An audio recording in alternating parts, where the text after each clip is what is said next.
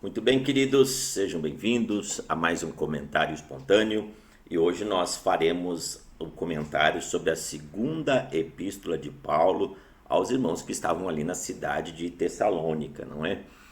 Sem demora, vamos portanto já começar a nosso comentário. Aqui você vê a orientação da mesma forma como foi orientado ali na primeira Tessalonicenses, que Paulo, Silas, que é Silvano e Timóteo, né, estão orientando novamente os irmãos ali da igreja em Tessalônica e fazendo sempre a introdução que caracterizava a epístola paulina. Graça a vós outros da parte de Deus Pai e do Senhor Jesus Cristo. E ele agradece, né, no tocante à fé. Paulo sempre comenta, sempre começa suas epístolas comentando sobre o estado da fé que se encontrava os irmãos nas igrejas em qual era endereçada a carta, né? E de como eles se gloriavam, como Paulo se alegrava em ver isto, né? Que eles eram considerados dignos do procedimento do evangelho. Muito bem. E aí ele fala também a respeito acerca da importância do motivo pelo qual existiam dois motivos pelos quais o apóstolo principais pelos quais o apóstolo Paulo reendereça essa epístola. Primeiro é para tentar corrigir alguns entendimentos equivocados a respeito da parousia, do retorno da vinda e do retorno de nosso Senhor Jesus Cristo, e também para orientar alguns comportamentos equivocados que alguns irmãos praticavam ali na igreja em Tessalônica. Muito bem, amados, aqui fala a respeito de o Senhor, quando do céu se manifestar com os anjos do seu poder. Está falando do retorno de Jesus. Em chama de fogo, tornando vingança contra os que não conhecem a Deus e contra os que não obedecem ao evangelho de nosso Senhor Jesus Cristo. Então aqui é interessante, porque o apóstolo Paulo faz aqui uma distinção. Os que não conhecem a Deus são os que não aceitaram o evangelho, né? E os que não obedecem quer dizer aquele tipo de crente que está na igreja, mas não é crente. Na verdade, ele está ali, mas não obedece à palavra. Então não basta você apenas dizer Senhor, Senhor e não fazer aquilo que Deus manda. É isso que eu quero te dizer, querido. Não basta você estar na igreja batendo palma e não sendo um cristão fiel na presença de Deus. Você tem que ser um cristão autêntico. Porque quando Jesus vier para ser glorificado com seus santos, todos crerão, né? E nós estaremos juntamente com ele. Por isso, o apóstolo Paulo orava para que eles fossem dignos, né, desta fé, andassem nesta vocação perfeitamente. Agora, no capítulo 2, ele entra no tema propriamente dito, né? Irmãos, no que diz respeito à vinda, olha o termo aqui, vinda, não é? Vinda que no grego, vamos aqui, porque passou aqui, aqui, está aqui o termo grego chamado parousias, né? O parousia, o retorno, a volta, a vinda de nosso Senhor Jesus Cristo, a doutrina da volta de nosso Senhor Jesus Cristo. Com diz respeito à vinda de nosso Senhor Jesus Cristo e de nossa união com Ele, nós vos exortamos, né? Que não se deixe perturbar aí por palavra, por epístola, dizendo que até esse dia tinha chegado, porque alguns que até já estavam dizendo, não, Jesus já voltou. Meu irmão, mas se Jesus já voltou, então o que eles estavam fazendo ali que não tinham sido arrebatados, né? Mas ele disse que não é assim. Vai de fato acontecer o retorno de Jesus, sim. Porém, alguns indicativos mostrarão, antecederão a volta de Jesus. Isso não acontecerá sem que primeiro venha o quê? A apostasia. Observe aqui a palavra apostasia, né?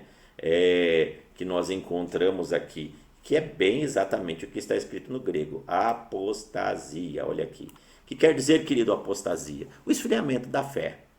E aqui entra um ponto muito interessante, porque o evangelho, e aqui eu quero estabelecer um contexto sobre doutrina, não é?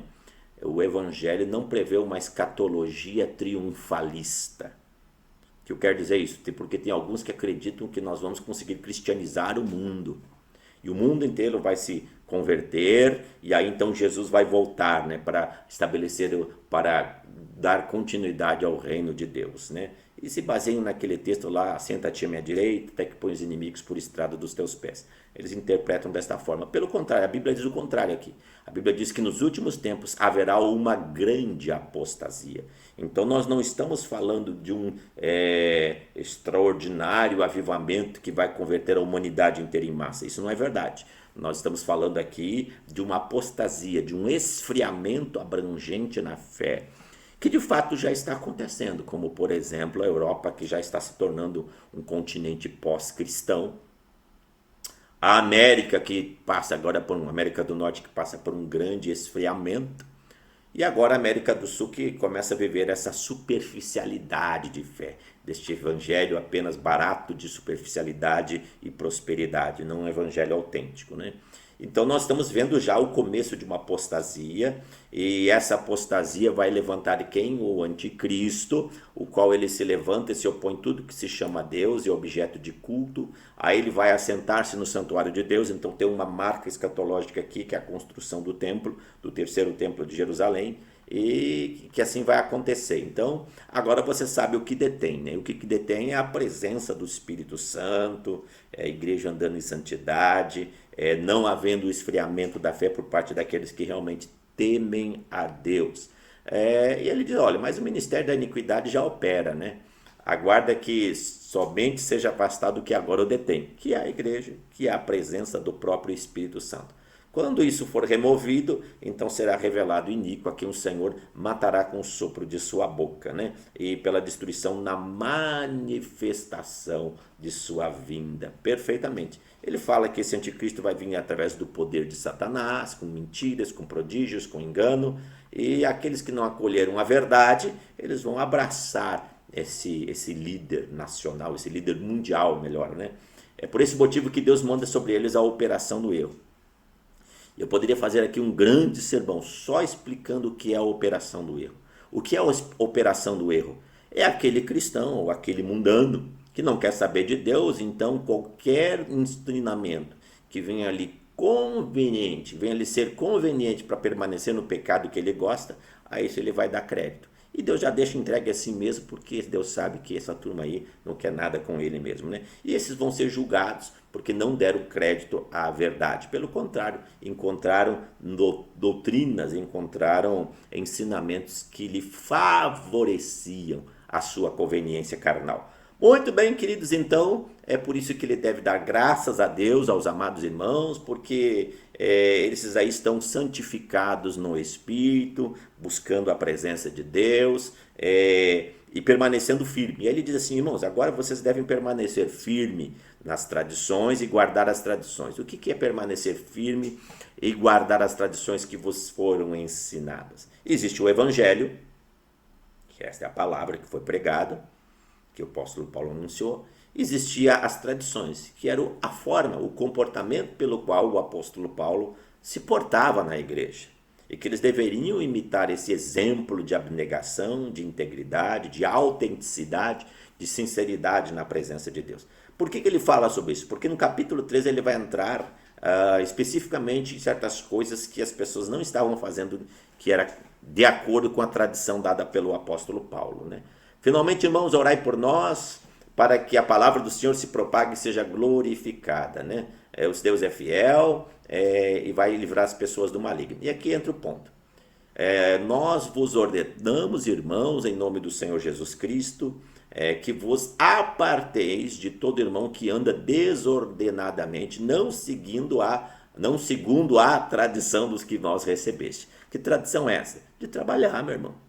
A tradição de, com o seu próprio suor do rosto, pelo seu próprio esforço, ganhar o seu pão. Esta é a tradição. Por que eles estavam fazendo isso? Porque eles já estavam argumentando assim, olha, Jesus está voltando, não é? Então, para que trabalhar, né? Vamos esperar Jesus chegar aí, e por isso mesmo, e aí os caras ficavam escorados, né? Tá cheio de crente escorado, que quer viver às custas dos outros, né? Então, Paulo já estava condenando esse comportamento folgado, esse comportamento escorado de alguns amados irmãos, né? E por isso ele diz o seguinte, olha, vocês devem imitar a nós, porque nós quando estivemos aí, nós trabalhamos, com o nosso próprio suor. Nem jamais comemos pão às custas de outro. Pelo contrário, em labor, em fadiga, de noite, de dia, trabalhamos a fim de não ser pesado para com os amados irmãos. Não que tivesse o direito, né? Mas aí Paulo chega a um ponto de estabelecer aqui uma postura radical, uma postura extrema, né? Olha, se o cara não quer trabalhar, que também não coma, não fica aí dando despesa para as outras pessoas, né? Porque estamos de fato informados que há entre vós pessoas que andam desordenadamente não trabalhando, e ainda não só não trabalham, como começam a se intrometer na vida das pessoas, né? E que eles orientam aqui que trabalhando de forma tranquila, eles possam se alimentar do seu próprio sustento. É isso aí, irmãos. Caso alguém não preste obediência à nossa palavra, dada por epístola, notai e nem associeis com ele, para que ele fique envergonhado. Olha como esta mensagem é oportuna para os dias de hoje, né? Em nome de nosso Senhor Jesus Cristo. E Deus da paz será com eles. E aí então, para finalizar, o apóstolo Paulo escreve aqui a saudação do meu próprio punho. Paulo, este é o sinal que eu coloco em cada epístola, e é assim que ele afirma, né? Assim que ele endossa. A graça de nosso Senhor Jesus Cristo e seja com todos vós. Muito bem, queridos, aqui está a interpretação da segunda epístola de Tessalonicenses. Espero que tenha sido motivo de grande edificação para o seu coração. Fique na paz, meu irmão, em nome de Jesus.